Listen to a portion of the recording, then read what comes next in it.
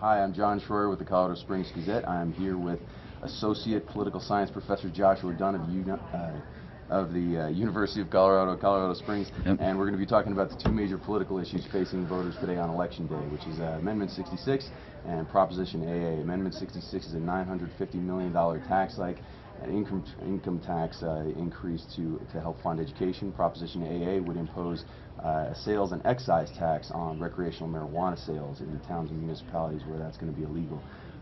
So let's start with Amendment 66. I printed out some numbers so I make sure I get this right and everything. But the measure, if it passes, it would raise the state individual income tax rate from 4.63% to 5% on the first $75,000 of taxable income, and then to 5.9% on any taxable income after or over $75,000. What would that do for education, basically? Well, I mean, obviously, we provide more resources to schools in Colorado. Although there might be some school districts which would send more money to Denver than they would get back from this. There is that possibility, but it would increase funding somewhat for education in Colorado. The bigger debate is, would that increased funding actually make a difference? Right? So that's a more complicated issue. But the claim, of course, is that we need to increase this funding so that schools can provide more services, more classes in different areas, reduce class sizes, those kinds of things. Because there have been a lot of cuts to K-12 education and higher education also. That's a separate issue, but over the past couple of years during the recession and everything. Right, yeah, I mean, and that's been the same across the board. You know, anytime you have a recession, you get reduced tax revenues, then spending is going to go down in every area of government services. So higher education, I'm assuming roads, you name it, it's happened. Although if you just look at overall education spending over the past 10 years or the past 20 years, it's up, right? Even controlling for inflation, it's increased. What would happen if this doesn't pass? Well, we would have the same system that we have right now for school funding, right? And so you still have the constitutional amendment, which guarantees increased spending on education. Amendment 66 would replace that, but so that would still be in place, and then you'd still have a lot of local funding, right, for education. I think part of what the Amendment 66 would shift more of the burden to the state, and that's been some of the goal, is to, as a way of trying to equalize spending on education, is to have more of it go through Denver and then get dispersed throughout the state. And as a tax hike, I mean, tax increases in general don't have much of a chance in Colorado. Colorado's not a very pro-tax state. I mean, the last time, correct me if I'm wrong on this, but I think the last time that a statewide tax measure passed to benefit the state was back in 2005 when Referendum C got passed, and that was a coalition of Republicans and Democrats that all got together. And this is just a bunch of Democrats, basically. Yeah, they've tried to argue that it's really a bipartisan effort, and that there are Republicans and businessmen who are supporting businessmen and women companies, and so that it's not just Democrats. But if you actually look at most of the supporters, it's overwhelmingly Democratic. You just look at the vote in the state legislature, not a single Republican voted for it, and I believe every Democrat voted for it. So yeah, it's divided along party lines by and large. What do you think is going to happen? Do you think it has any chance of passing? Yeah, well, I mean, you obviously look to what was the Prop 103 from a couple of years ago, and the result of that, and it went down fairly handily. I think 66% voted no on it. The difference is that the Amendment 66 supporters are much better organized, and they have a lot more resources to support this effort. So I think that will make the vote closer on this one. If Amendment 66 passes, I'd say it only passes very, very narrowly. But if you force me to put money on it right now, I'd say it goes down. But by what margin, I'm not certain. I think it'll be closer than Prop 103 was, but probably not that close in the end is what I would suspect. But I wouldn't, given the resources that the supporters of Amendment 66 have put into it, it wouldn't be that surprising if they sort of barely across the finish line with a narrow victory. Yeah, okay.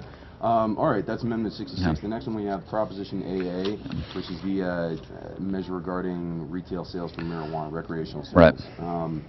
And this would impose a 15% state excise tax on the average wholesale price of retail marijuana. I'm literally reading from the Blue Book here. Price of retail marijuana when the product is first sold or transferred, with public school construction receiving the first $40 million of any annual tax revenues collected.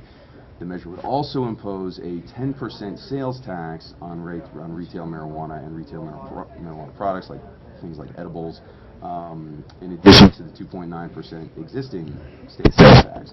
And that money would go for increased funding for regulation and enforcement of retail marijuana industry, fund-related health, education, public safety costs. What do you think about this one? I think it easily passes. I think most voters probably view this as a win-win situation. Marijuana users get their recreational marijuana, and you get to tax it, right? It's like the ideal sin tax. So you get to tax consumption of marijuana, and most people who are going to vote for it probably aren't marijuana consumers themselves, and so yeah, it's easy to vote yes on this. So this one passes. I haven't even entertained the option that it doesn't pass. I mean, that's, I would be extremely surprised if it goes down. There has been a small but pretty vocal group coming out against it that has been saying no, this is wrong. The idea was to treat marijuana like alcohol, and this is a way higher tax rate than we have for alcohol, and they're handing out free joints as a protest in Denver and in Boulder. I just don't think that they constitute a large enough voting bloc to make that big of a difference in the election. I think most people say, all right, yeah, fine, we made our peace with marijuana legalization, so we're going to let people use it recreationally without fear of being thrown into jail. But if they're going to do that, we're going to get some money off of it, right? So I think that's the way most voters are going to approach this. And $40 million from this excise tax to public school construction. How much of a difference do you think that could make?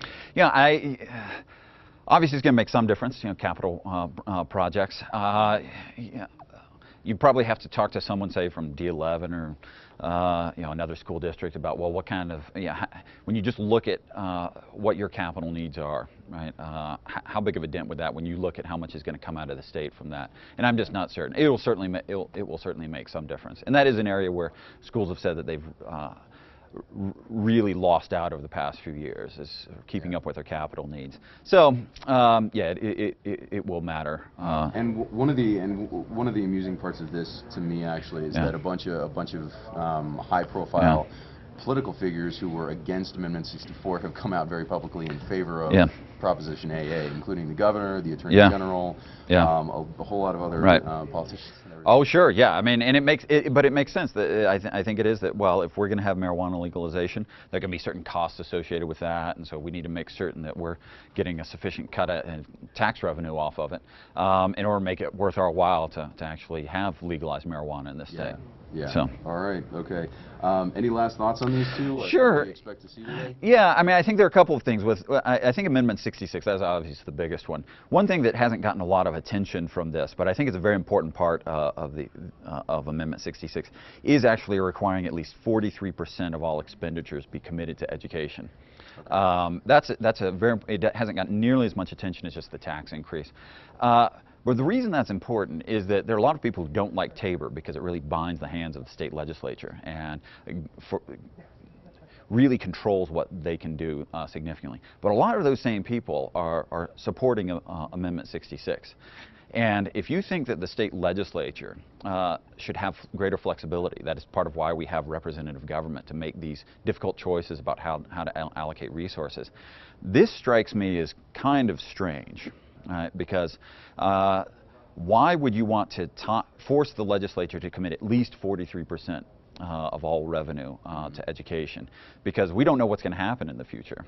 We don't know what our needs are going to be as a state. And you can easily imagine a situation where the state legislature confronts a difficult choice. Like, well, look, we've had They've Waldo had Canyon. They've had plenty of difficult choices to make in the past few years. Difficult choices, but then you look, just the past couple of years, Waldo Canyon fire, Black Forest fire, flooding all over the state. Sure. The state legislature might say, well, you know, this is difficult, but we have to allocate more resources to fire mitigation or to just rebuilding roads that were washed away. But with that requirement, if I increase more money, increase spending on rebuilding roads, and that means you automatically have to increase spending on education. And so that puts the legislature in a very difficult position because, as we know, tax revenue is still going to be limited. Right? And it's not like there's just this ever-increasing pie of tax revenue that they're going to be able to decide, well, we don't have to make these difficult choices. It's almost like a new version of Amendment 23. Yeah, yeah. So I think as a matter of governing policy, that's problematic, and I wish that had gotten more attention in the debate over Amendment 66. But it's something that's just gotten ignored. And actually, something I forgot to mention.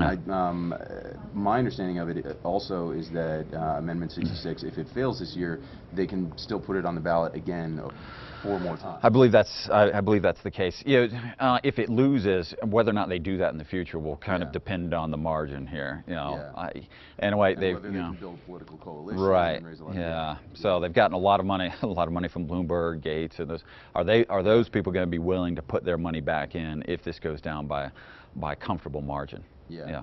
Okay. Right. And then the other thing I would say, we have some contentious school board races yes, around the state. We talk about the local races. But those could have an effect on this. It's not clear what the effect will be, but you look at Douglas County, most of the time school board races are kind of calm, placid affairs where hardly anyone pays attention. But you know, Douglas County, some other suburban Denver school districts have some very contentious races. That could drive up participation. But the effect of that, I'm just not certain what it'll be. It probably just depends on who gets their people to the polls, right? So Douglas County, they've had a lot of education reforms or market-based reforms, school choice, those kinds of things. If the supporters of those reforms are successful in getting their people to the polls, that's bad for Amendment 66. If it's the opponents of that, it's good for Amendment 66. So that's kind of a wild card in this, is how those school board races, could end up affecting people voting on Amendment 66. It's going to be a fun election day to watch. Professor, thanks for stopping by. Much appreciated. Sure. Thanks for having me. That's all for us right now, but we'll have more analysis and updates as election day goes on, so stay with us on Gazette.com.